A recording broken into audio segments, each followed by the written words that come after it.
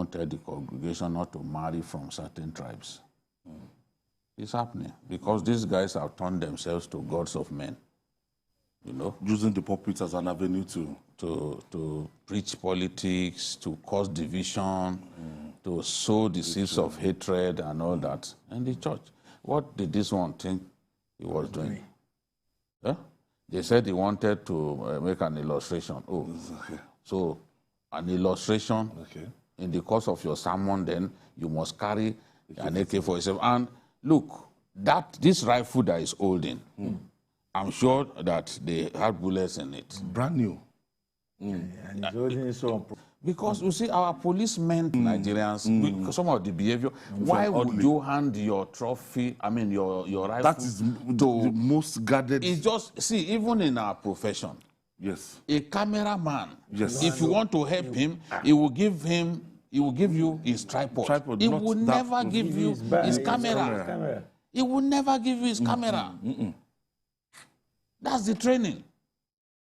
So why will, with all what is happening now, if some bullets escape from this this accident go off like that, they will say, oh, people have been killed. And we've seen people killed for the wrong reasons. When will the policemen learn their lessons? We are still battling with one who wasted a lawyer. And this person should have known, because I'm sure that he had bullets in this thing. This is the way.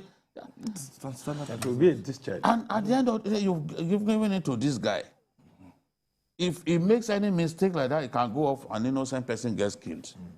He has shown that he's unworthy of his calling. And what it then means is that, look, the recommendation that that's put down into trouble. So that recommendation should be activated by the IG. And I'm sure under this IG, we've seen so many policemen not just dismissed, but paraded and shamed.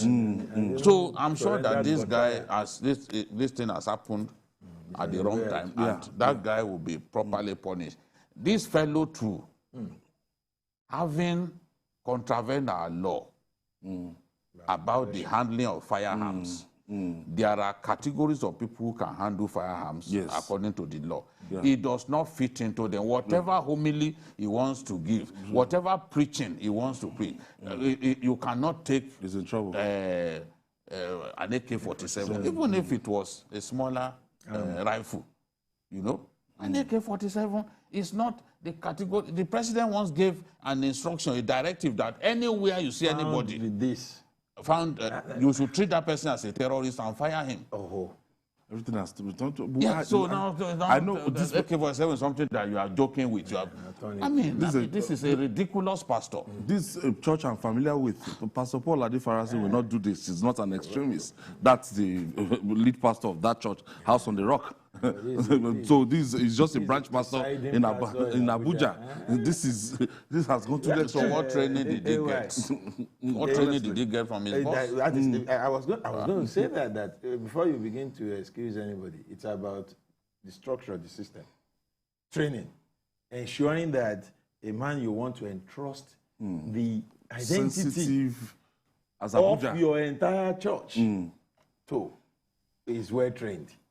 This man has called to question the training being given in his church. While we may not know his intention, as in the illustration he intends to give, whatever that is, it's been defeated. It's illegal. It has been defeated. Here is a man that should come to anybody as learned. He should know that AK-47 does not fall within arms that you can use for domestic use. For domestic use. Then whatever illustration he was going to give, there are dummy guns. There are guns being used by actors and actresses. It will serve the same purpose. Yes. You don't have to go to this extreme. One, I see a situation where a civilian disarmed a policeman. That's how I see this scenario. Either he called him, come, bring your gun, or he grabbed him and took it off him. He will have to explain that now. But we found a gun purchased with our money, given to someone to protect Nigerians. Without training to use it. Now it has been given to What someone. if anything goes wrong? Goes wrong. He has no training in the use of firearms. the truth is that people will start talking about the gun of a policeman has been used to kill somebody, if anything had happened. So Musa Audu is in trouble. So he's in trouble. The recommendation by the CP for is giving his rifle out. How could you just wake up in the morning? And it boils down to what we've been saying about our policemen turning themselves to errand boys. How would you surrender your rifle if you don't fear that man to that extent? Or you worship him? Or was he paid to hand over his rifle? He has thrown the number of years he has served. Well, he should go and explain the circumstances that led to this show of shame. To the pastor, I hope you will have another opportunity to illustrate again. I'm sure he will not choose this type no policeman. You see, some of our policemen are so undisciplined that they leave the chambers of their guns unlocked. Yeah. Oh. No policeman will give me a rifle and I will take it. How? Because I'm not sure that he has not left the chamber unlocked. I don't even like standing beside them. It's like at any point they are ready to shoot. Oh. If you are not ready to shoot, you close the chamber.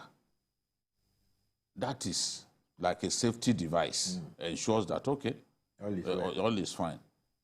But I can't vouch that a policeman has kept his chamber locked. So I'm not going to, if he says, oh, please, hold this for me, I will not take it. Because anything can happen. Anything can happen. Inadvertently, many people have been killed through this. Yes. It could have been the pastor and the policeman, and the pastor in a crowded church, brandishing, what did you want to do? Funky pastor. Maybe he wanted to go viral. Maybe he wanted to go viral because the video. It's trending now. It's trending now. Maybe that's what. It's really trending. People should be made to face the consequences of their actions in our country. That's the only way our people. But this thing are written in our book. That's the only way our people will stop behaving abnormally. Let him Aberrant behavior is too common in our country because we don't punish people. I was happy when that actress was taken. That actress was sent to prison. Yes. Because you had 100,000 naira of brand new notes. You first announced that if anybody wanted to buy new notes, they could come to clean on it. If you have 5,000 naira notes, 5,000 naira worth of new notes, you are like a god in the area where you are. I'm feeling cool. Yes, the rest of us, people queue up to collect 1,000. The rest of us who don't have it, we are like paupers. We are like destitute. That is the Nigeria that he envisioned. And that's what we and have. the people and the short-sighted people who are supporting him. That is the kind of Nigeria that they too envision. They do not see it. It is what they actually have is what you call tunnel vision. They can't see far. The larger picture. They can't see some of them are looking at, oh, what do we get today? What is in need for me? When somebody has tunnel vision, that's how he thinks. He can't look far. He can't see far. He's even blinded to reality. All right. The military has made it clear that no one, not even any faction of the outlawed indigenous people of Biafra, IPOB, can stop the 2023 elections from holding in Igbo land.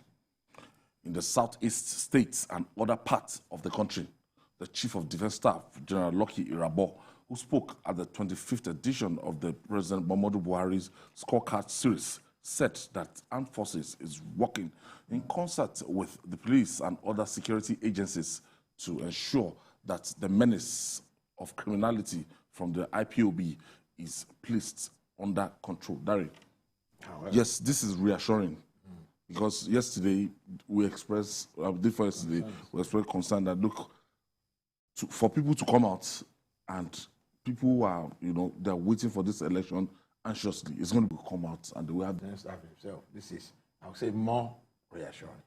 We've been hearing some other. They won't allow and he's making it clear. Non-state actors to take over the narrative. He's saying it to those who should be concerned. No faction, any of the outlawed groups in the South. It has been outlawed. Nothing like outlawed. You are outlawed. With the original law, with the what is left is to put action to these words. It is soothing. It is reassuring. It is interesting to hear the Chief of Defense have stated this.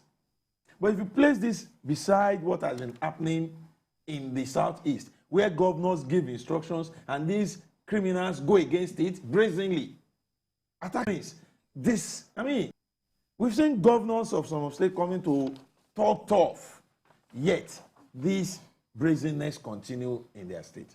So one would expect that from this moment, this is not something that should wait until election day. Campaigns are still going on. Yes. There are still activities, there are political activities in all these states. Let us begin to see from this moment that the military, in conjunction with other security operatives, mean business. And how do I mean?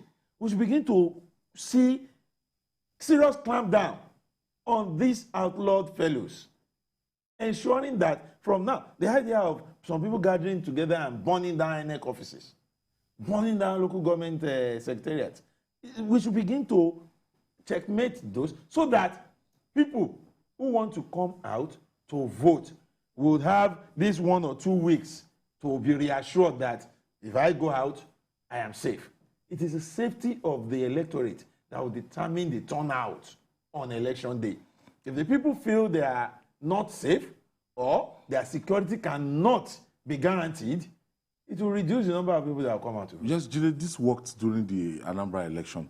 And, you know, a lot of people, you know, before that election have said that, oh no, they are going to stay indoors, despite the fact that the turnout was quite poor. But then, ultimately, the state capital that I monitored the election, I saw people, after saying security, every security man, they were rest assured and they came out and they exercised their franchise. Do you think if in the southeast too? Don't forget that some days before the election, the tension was calmed by IPOB's announcement that it would not disrupt the elections, that the people were, Igbo leaders had reached out to IPOB at that time. You know, because for a long time on this program, we were harping on the need to ensure that the people felt reassured to come out on election day. But because before then, the sound bites that we were getting was to the point that IPOB would not allow election to hold in any part of the southeast, you know, until a referendum had been done. But IPOB came out to say, no, people can go and vote. So that, coupled with the deployment of security men, also ensured that the people were able to vote in peace. We expect to see that this time around, because IPOB has also said that it will not get in the way. It was part of what we discussed here last week, that IPOB said, look, it will deal with any group that tries to stop elections from happening in the southeast. IPOB wants elections to happen in the southeast. It is in their best interest to let the elections take place. But we know also that there are miscreants, there are cultists, there are other people who are not interested in seeing elections hold in that place. This kind of miscreants and cultists have been killing people on Mondays for coming out. They insist that there must be sit at home. But IPOB, which instituted the sit at home in the first place, has already said that it will no longer enforce sit at home on Mondays, except on days when Nnamdi Kanu, those disparate groups do not listen to it anymore. Everyone appears to be doing his own thing. So what can happen is for the military to match its words with action. And I know that it is possible, except that we will be having elections across our country. And the question is how do we have enough soldiers are we going to draft to the southeast? Because we will be having elections everywhere, and it is not the only southeast. It's not only in the southeast where we have issues. We have issues in Niger. Up till today, they are killing soldiers. We have issues in Katsina. Up till yesterday, they kidnap people. Contrary to what Malami, the Attorney General, said, that kidnapping, this thing has reduced kidnapping and all that. I don't know where he got his figures from. People are still being kidnapped. When you are kidnapped, it is the job of your family to go and find the money. Sell properties. The bandits are not interested in Dogon Turenchi. Once you are kidnapped, you are the one who will go and look for the money. Whether it is new notes that you look for, whatever, you must find the money. And we have also seen that they ask for dollars. So when a minister tells us that, banditry has gone down because they changed the currency, you know, did we not have naira when they told the train passengers that it must be dollars that they will bring for the 100 million that they collected from each of them? We had our currency at that time. Or did anybody say that it's only your currency alone that you can use to pay to pay ransom? All right. Despite Supreme Court's ex parte order, the old 200 naira in the eyes of the public such that even courts are rejecting them. Specifically, lawyers and litigants were yesterday prevented from filing court processes at the Lagos High Court as officials insisted that they would only accept new naira notes. Consequently, many lawyers and litigants were turned back by court officials at the registry, saying the banks no longer accept the old 200, 500, and 1,000 naira notes as legal tender. Judy, this is very, very... Okay, let's listen to this message. We have not been able to file processes this morning because when my litigation manager came, he said he has not been able to pay for the processes, that they are not accepting old notes anymore. It has really incapacitated us and is really, really frustrating. The order to them. So I don't know, it's very wrong for them not to take it. It's wrong. It's highly condemnable. I think we are in complete chaos situation because there is no kind of directive. You know, even the Attorney General of the Federation did say that the government was going to sort of comply with the ruling and the order of the Supreme Court. But I don't know whether the chain of directive has broken down somewhere that now the banks are not being advised to take the position the Attorney General of the Federation has said the government will take. Though many people are saying that the CBN or the commercial banks were not party to the suit. But when you look at the order, it also in a way indirectly implies that they somehow have to consider that ruling. It's a wrong signal to the public that the High Court of Lagos is refusing to accept owners. It's a wrong signal. Because if the court is now refusing, then it shows to the entire world that the order of Supreme Court is final.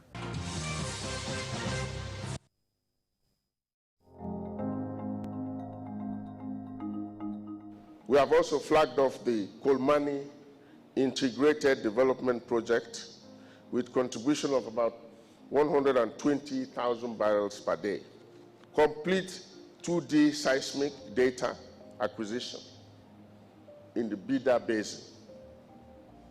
Inaugurated multi-agency security support committee for Chad Basin re-entry. Set up response team to repair any interference on pipeline network. Reduction of cost of crude oil extraction. The mandate given to us was to reduce the cost by at least 5%, which we have been able to achieve, but we want to even achieve more. This message is brought to you from the Federal Ministry of Information and Culture. Hello Nigerians, my name is Kashim Shetima. I'm the APC Vice Presidential candidate. Here we have 1,776 orphans, vulnerable orphan girls from Northern Borno, all of them victims of Boko Haram, our house and educated, getting the best that the nation has on offer. Look at this edifice. It's about one of the best schools in the nation. And this has been replicated along the length and breadth of Borno and further sustained by Governor Babagana Umara Sulu. Let us into office. We promise you such edifices will be replicated across the length and breadth of this nation.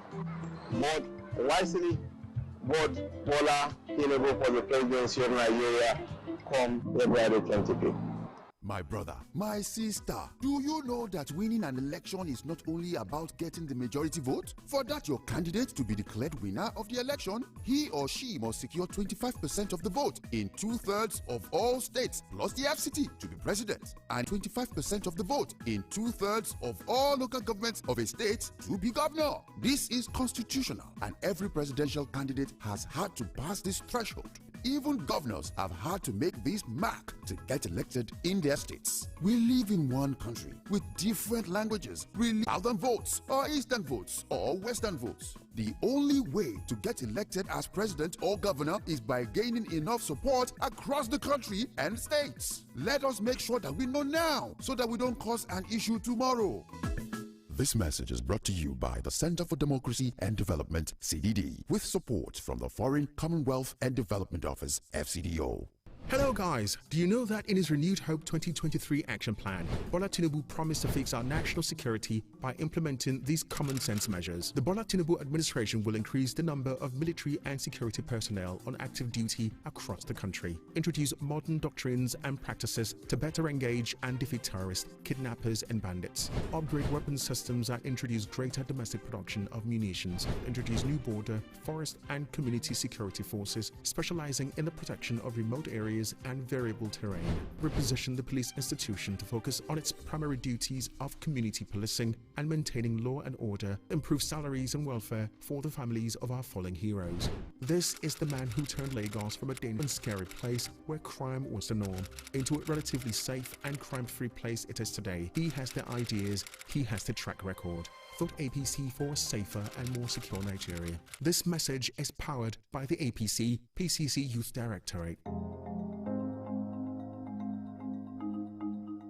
To actualize our vision of making primary healthcare work for all Nigerians, leaving no one behind, the revitalization of nearly 10,000 primary healthcare centers nationwide. It was launched in Kuchingoro in January of 2017, and we have sustained the initiative by ensuring that at least one primary healthcare center per ward, one per ward, is start armed to operate, to start operations and to start attending to patients. As of today, 7,835 out of estimated 8,809 federal political wards have been activated with primary health care. This message is brought to you from the Federal Ministry of Information and Culture.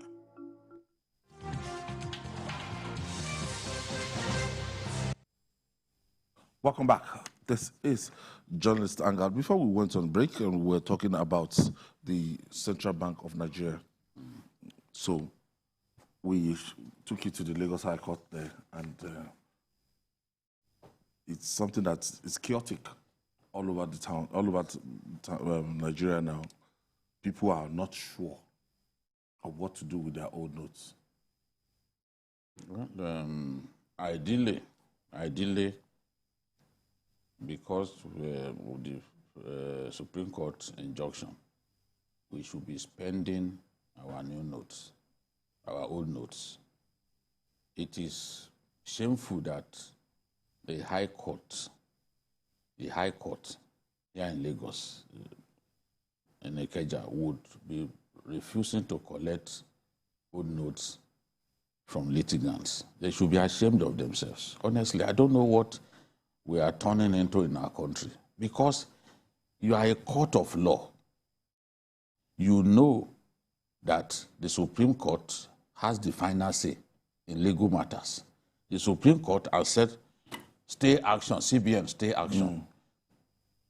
The actions of the High Court in Ikeja should not appear to disrespect or disregard the pronouncement of the Supreme Court. But that is what this one connotes. If people like Emekwele or the banks, the fat cats in the banks, are trying to pander to the whims of the CBN governor, it's understandable because he's done a lot to improve their lot.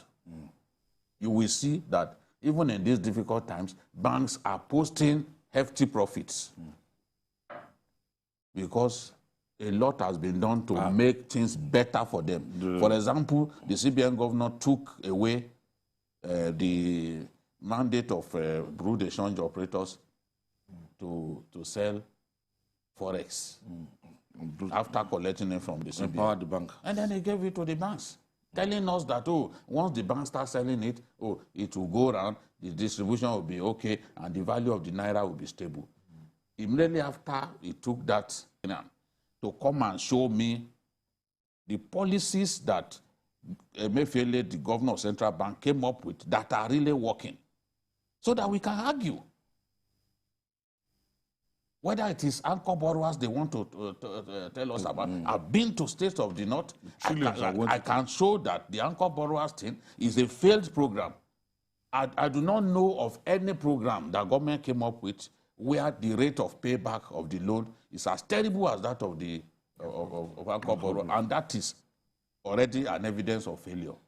Now, when you even come up with a program, oh, let's encourage people to grow rice, if you cannot drive down prices, then what is the essence of the anchor borrowers program? Because even after the anchor borrowers program, despite the billions that we have spent on anchor borrowers program, rice prices continue to go up. Food prices continue to go up. That is another evidence, but that is not even the issue.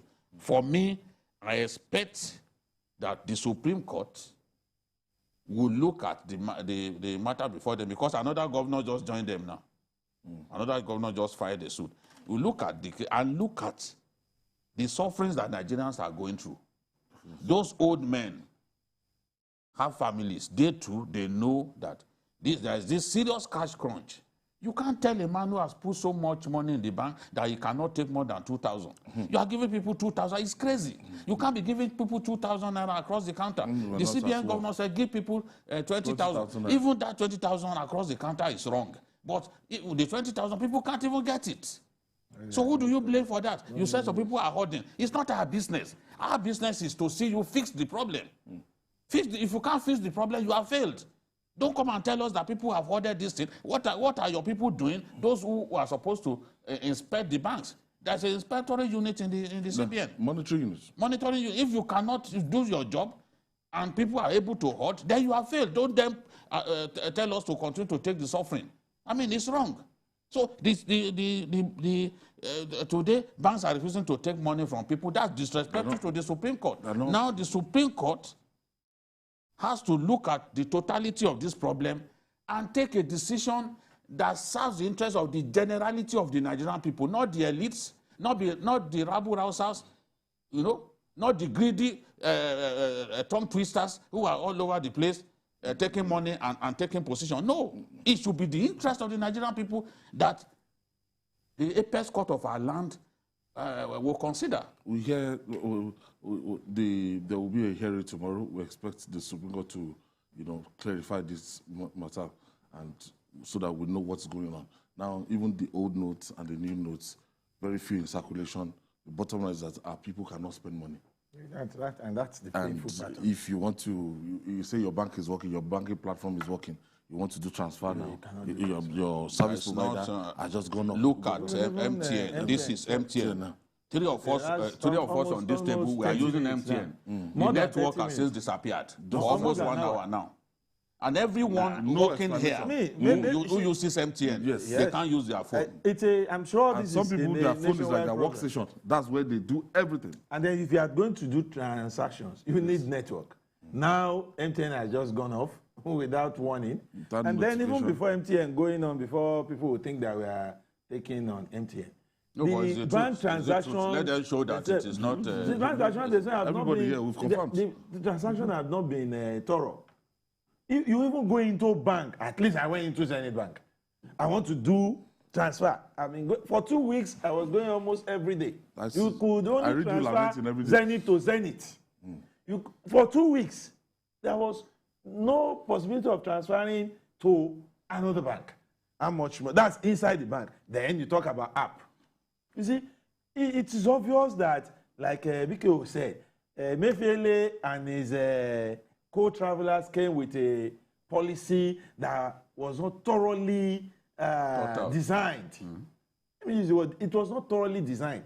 From conception to implementation. They ought to know that these are the issues that will come up, these are the hiccups, and profile ready-made solutions. So that when we get to those stops, we will have to. But fortunately, you see, I came here today fuming that banks are refusing. That's the first thing I told you when I came. That can you imagine I was in the bank? Banks are refusing to take old notes. And the program refused to accept old notes, knowing fully well that the Supreme Court made a pronouncement.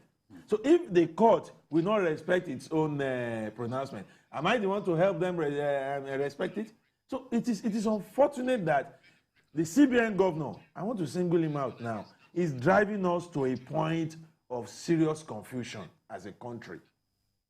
I think people should sit down and examine what is happening now and opt to be on the side of the people, because head or tail, all this will go away one day.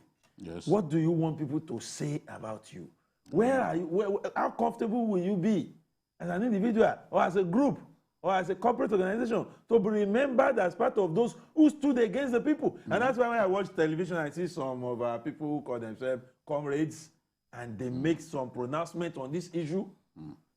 I have this feeling that people they are tough time. Somebody said they are comrades. Well, if you take money today to stand against the people, you finish spending the money. You will finish spending the money. Somebody said the deadline should not be extended because no matter what the people suffer today is in the interest of the future. A man who dies in this confusion because he's in the hospital and the family could not get cash to pay, will he enjoy that future you are talking about? PKO talked about narrow sight and the bigger picture. These people are choosing to look at the inducements, the narrow inducements they are getting today. They are not considering the effect. A lot of small-scale businesses are dying. Are suffering. Beds, because he could not get money to buy feed. I know of other small businesses who needed daily cash transactions to keep alive. No, it's only agricultural related. They are in trouble. And somebody is comfortable saying this is the policy we need. Okay, if this policy is good, the way we are going about it, can we say it is good? If it is good, then it should. Any policy that inflicts pain on the people cannot be good. Cannot be good, except the person saying that needs his head examined. And then any policy that inflicts pain, unbearable pain on the people, is not meant for the people. It's not meant for the people. Part of this it's either you drop it or you tweak it, change the way you are implementing and see how you can. You know what's painful about this? This suffering we are talking about is not sectional. It is general. Everybody. I know a rich man, a man who can conveniently be called a billionaire, who made a call across to a man whose wife is a trader, to ask him if he could convince the wife to get him like 10,000 naira. He needed the cash. He couldn't get it. There are some things you can't do without the cash. People are lining up in banks at ATM to collect 1,000. If you have the ATM card of that particular bank, you collect 5,000. But if you are coming with the ATM of another bank, all you can get is 1,000 after lining up for 2 hours. We will remember Electoral for a long time to come. People are calling his name in different manners already. So he has become a hero unto himself. All right, we'll take this break. When we come back, Pundit's Corner will be next.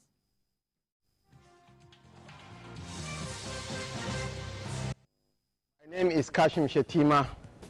I'm an agricultural economist by training, a banker by profession, and now a public servant by calling.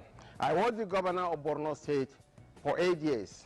In the heat of the Boko Haram, we set up an agricultural transformation committee. We crisscrossed the wall and invested in the whole agricultural value chain. Lagos is the smallest state in Nigeria in terms of landmass, 3,577 square kilometers. But the largest rice mill in Africa and the third largest in the world is located in Imota in Lagos. That is the power of ideas. Bola Tinubu is an idea whose time has come. Let us vote for Bola Tinubu to be the president of Nigeria come 25th of February. God bless Nigeria. A day to remember in the history of our dear country, Nigeria. 9 wise men from the north who are governors came together on June 8th, 2022 to stand for equity and fairness in the interest of our nation, Nigeria. They buried personal interests for the unity of our country. They supported the call that power must shift to the south in 2023. They chose a Nigeria agenda. We salute our brothers and sisters in the northern part of this country who, in spite of their vote advantage, continue to propagate the unity of Nigeria by promoting rotational presidency between the north and southern part of the country. Let voters in the north follow the move by these leaders. Vote for power shift to the south. It's the turn of the south to produce the president in 2023. Let's vote Bola Tinubu for president for a renewed hope of better Nigeria. Vote Kashim Shettima as vice president. Vote APC. Long live the Federal Republic of Nigeria. Great people of Lagos State, it's election time. It's time to consider the education sector and the tremendous transformation recorded in the past 3 years, ranging from erection of over 1,000 new classrooms in less than 4 years, all fully furnished, introduction of CBT entrance examination and results checking in government schools, job provision through recruitment of over 6,000 teachers, introduction of a co-excel digital learning initiative to enhance teaching in the 21st century, incentives for teachers, introduction of new scheme of work, prioritizing co-curricular activities in school, partnership and collaboration to boost education. All these have led to improvement in WAEC results with about 80% performance. Ladies and gentlemen, we have just taken you through the achievements and successes of the Babajide Olushola Sanwo-Olu administration. And you've seen that Governor Babajide Olushola Sanwo-Olu has actually touched the whole value chain of education. The learning outcomes are excellent in all areas. So, therefore, I invite you to vote our Governor, Babajide Olushola Sanwo-Olu, for his second term. I also invite you to vote for our leader, Asiwaju Bola Ahmed Tinubu, as the President of Nigeria. Another APC candidate across the state. APC Progress. This message is brought to you by Honorable Mrs. Folashade Adefisayo, Honorable Commissioner for Education, Lagos State.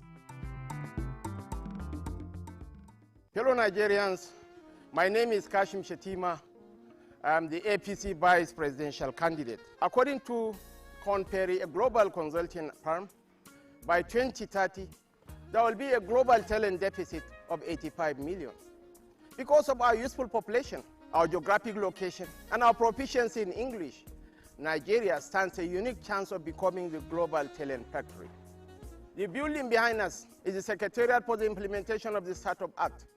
It's the Digital Innovation and Entrepreneurship Center. Of the 7 unicorns in Africa, 5 are in Nigeria, all in Lagos. It wasn't a coincidence, neither was it an accident. It wasn't magic.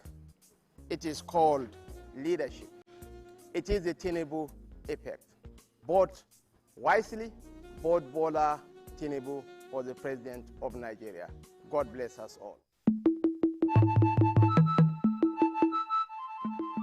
Igbo kwenu, oge anyị ji atụ akwụkwọ erugo, gbaa mbọ tụnyere Asiwaju Bola Ahmed Tinubu, eze ọgbara dike ọgụ nke ala oko, ka o wee bụrụ anyị president, ma onye nke ịbụọ ya, Senator Kashim Shettima, wee bụrụ vice president n'ala anyị bụ Nigeria. O nyere ụmụ Igbo ikikere ka ha wee nwee ọganiru n'ala Lagos. O mekwara ka ala Lagos bụrụ ebe nabatara ụmụ Igbo. Nke a mere Tinubu eyi ka nwanne. O nyere ya ike ime Lagos steeti ihe ọpụta, ọ gaghị anyịkwa ya ike ime Nigeria ka ọ bụrụ obodo eji ama atụ. Ka ụmụ Igbo jikọọ aka tinye Asiwaju Bola Ahmed Tinubu nke APC ka o wee bụrụ anyị onye isi nke ala Nigeria. Ozi a site n'aka Ọzọ Obinna Francis Oguegbu, Ojele Igbo Ijele nke Igbo Arise for Tinubu Shettima.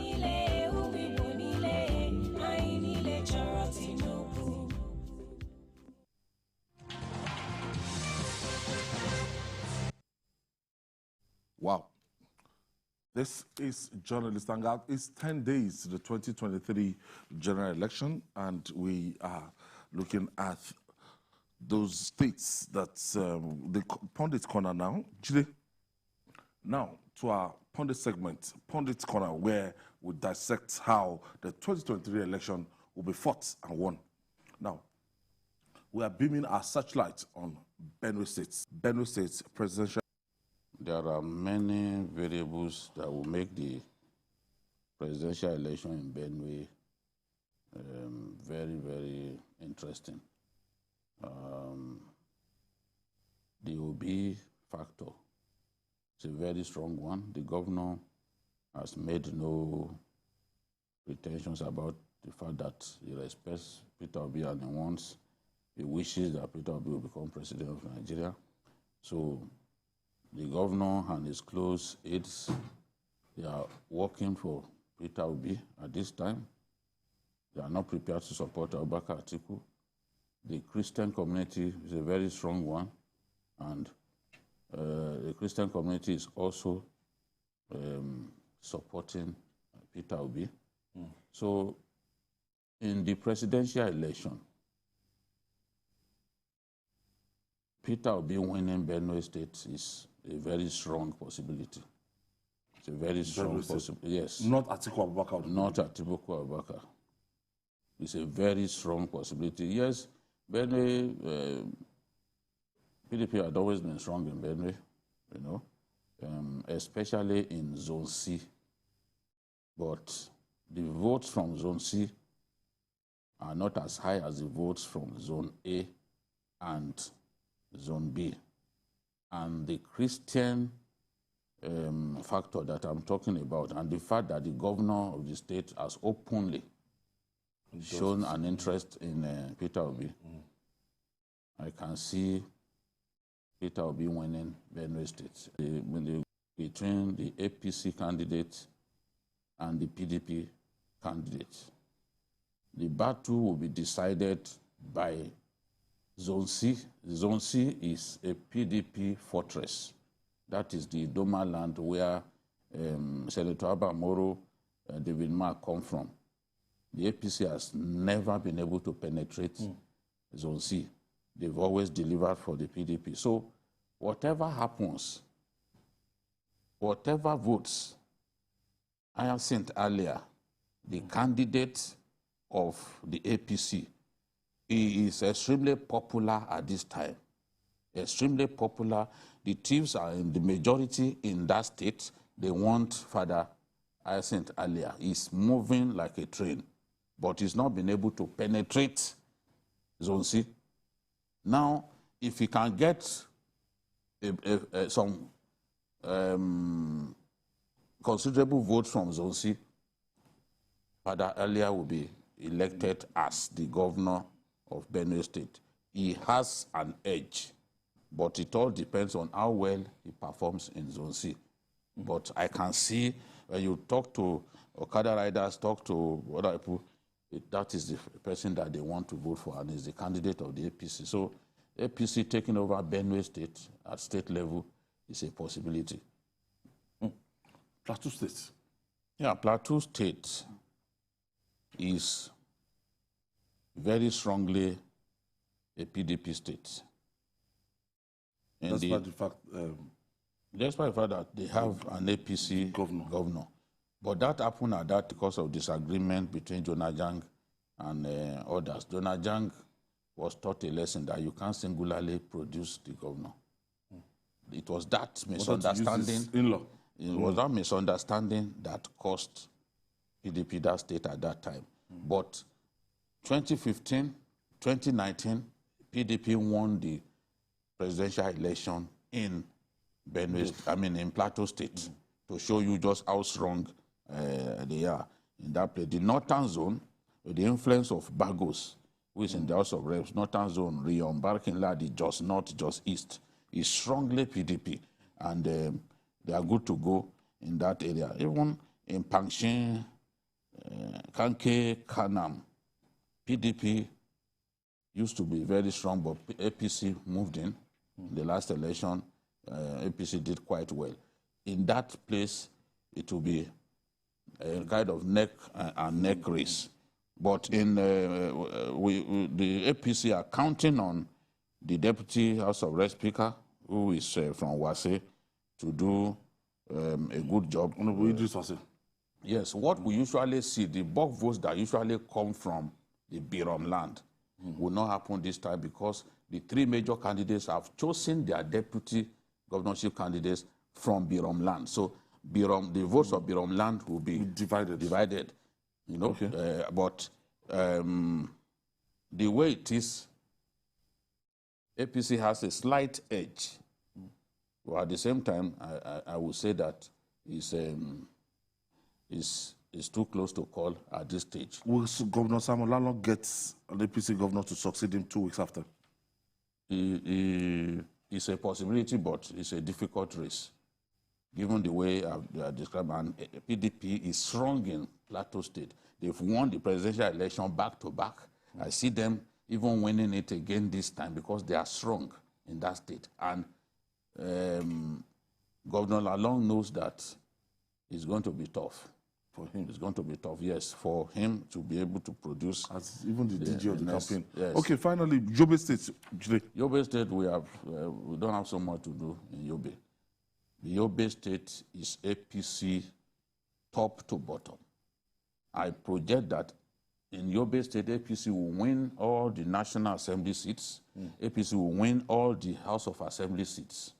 And Asiwaju Bola Ahmed Tinubu will be elected by Yobe people as the presidential candidate of the APC. He will be elected in Yobe State. Yobe State is just as he did one of Zamfara yesterday. Yes, it's one of the states where APC is quite strong, and the PDP has not been able to penetrate. Even their Peter Obi in Yobe is non-existent. So non-existent. It's non-existent. Yobe State. Yeah, Yobe, Borno, Zamfara. As I said to you, the candidates of Labour Party in the different elections have now defected into the APC, which makes matters worse. So we are looking at a race that is not expected to be close in Yobe State. It's a very, it's easy to say this is where the election, how the election will be decided. Okay. Yobe State. Clear verdict on Benue, Plateau State, and Yobe State. And that's our offering today. Join us tomorrow for another episode of the program. You can watch the repeat broadcast tonight at 11 p.m. Join us this Sunday for Journalist Hangout on Sunday between 1:30 to 3:30 p.m. We're on YouTube, youtube.com/TVC News Nigeria. I'm Ayodele Zuba. See you tomorrow.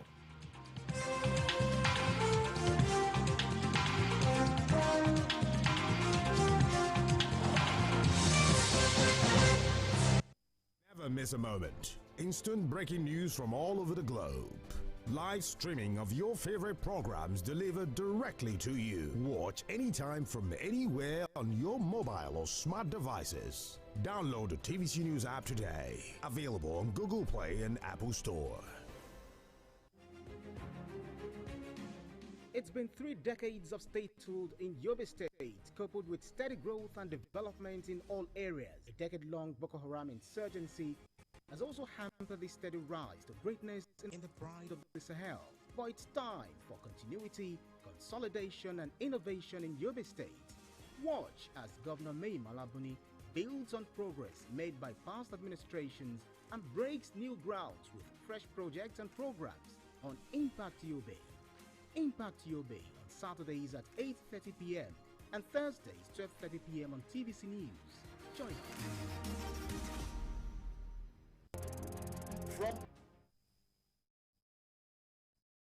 Of the legislature. It's an online interactive session where I will share my views on the everyday issues that cut across politics, security, health, current affairs, governance, and so much more. I am passionate about our country. I choose to support any conversation geared towards building a better Nigeria. I am Babajide Kolaji Otitoju. Join me every Saturday on TVC News YouTube channel as I discuss Nigeria and the world at large on the show, Issues with Jide. Keep up with innovative, revealing, and groundbreaking happenings in the world of brands and brand builders in Nigeria and across the globe. mingle with people and brands that make the cut and the personalities that keep reinventing the trends and traditions in the marketing world. All are exciting one-stop shop for marketing buffs. Marketing Edge on TV. You are always right on time with the right people and movers and shakers of the world of marketing as they share their views and ideas on the business and challenges of advertising, corporate affairs, media strategy, and the unfolding exciting world of digital marketing. Join the trendsetters and key decision makers as they shape opinions and project into the future of the marketing landscape for 30 exhilarating minutes on this channel. Stay ahead, be thrilled to beat, be marketing savvy with Marketing Edge on TV. Marketing Edge on TV, promoting the brand idea.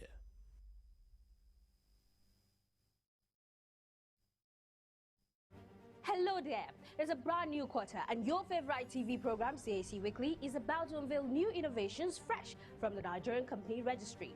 Now, have you heard of the Extensible Business Reporting Language XBRL standard for filing of electronic financial statements? Do you also know that there's so much that you can do on your own on the company's registration portal, CRP, from the comfort of your home or your office? Because the CRP offers end-to-end electronic registration solution for accredited customers and the general public to initiate and complete pre-registration and post-registration applications electronically, online filing of annual returns, online registration of limited liability partnership and limited partnership. See you there.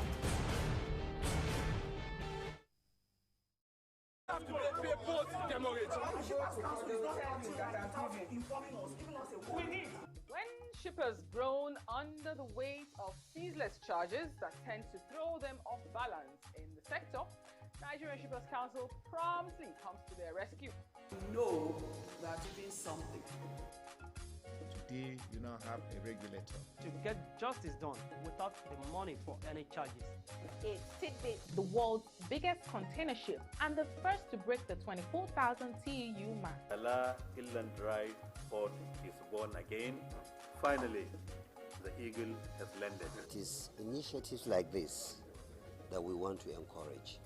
Join us for a smooth sail on your favorite maritime program, The Shipper, brought to you by Nigerian Shippers Council, Nigeria's port economic regulator.